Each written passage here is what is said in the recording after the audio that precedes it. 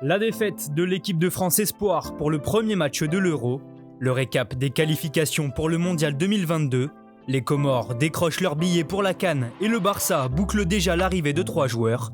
Toute l'actualité est dans le journal de Made in Foot.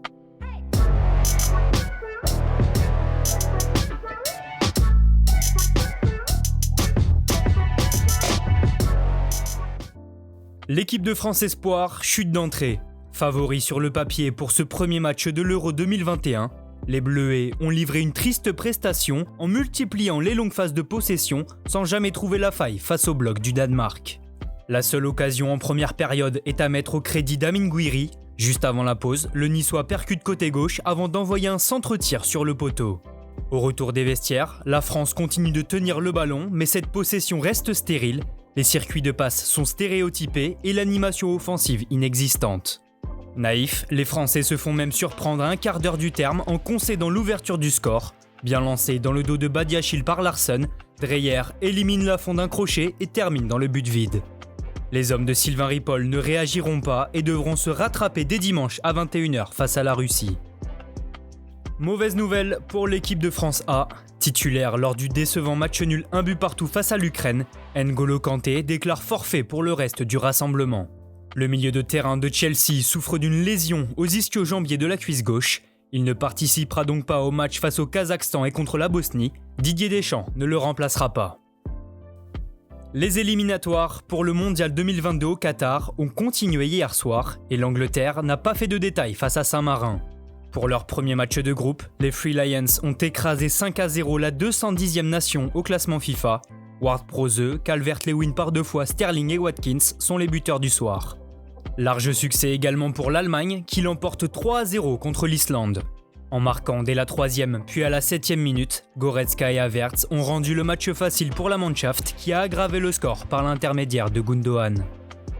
Dans le même temps, l'Italie a aussi soigné ses débuts en s'imposant 2-0 contre l'Irlande du Nord grâce à Berardi et Immobile. Pour la surprise de la soirée, il faut se tourner du côté de l'Espagne. Opposé à la Grèce, la Roja a débloqué la situation sur un but de Morata à la demi-heure de jeu, mais s'est fait rejoindre en seconde période après un pénalty de Bakasetas. Événement en Afrique où les Comores ont décroché la première qualification de leur histoire pour la CAN. La sélection, emmenée par Amir Abdou, n'avait besoin que d'un petit point et elle l'a obtenu au terme d'un 0-0 face au Togo. Le Gabon ira aussi au Cameroun pour la CAN. Pour son avant-dernier match de qualification, la sélection de Patrice Neveu s'est imposée 3-0 contre le Congo grâce à Boumpenza, Bouanga et Aubameyang. Tenu en échec 1 but partout par le Kenya, l'Égypte de Mohamed Salah décroche également sa qualification. Le Ghana participera aussi à la compétition malgré son match nul 1 but partout face à l'Afrique du Sud. On termine ce journal par une information mercato.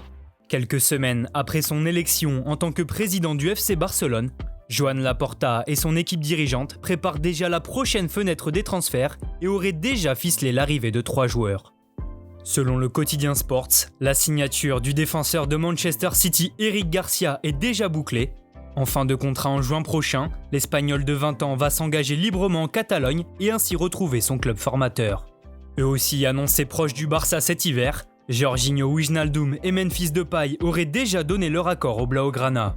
Les 2 Néerlandais sont également en fin de contrat avec Liverpool et Lyon et disposeraient d'un accord de contrat de 3 ans pour rejoindre l'équipe de Ronald Koeman, leur ancien sélectionneur.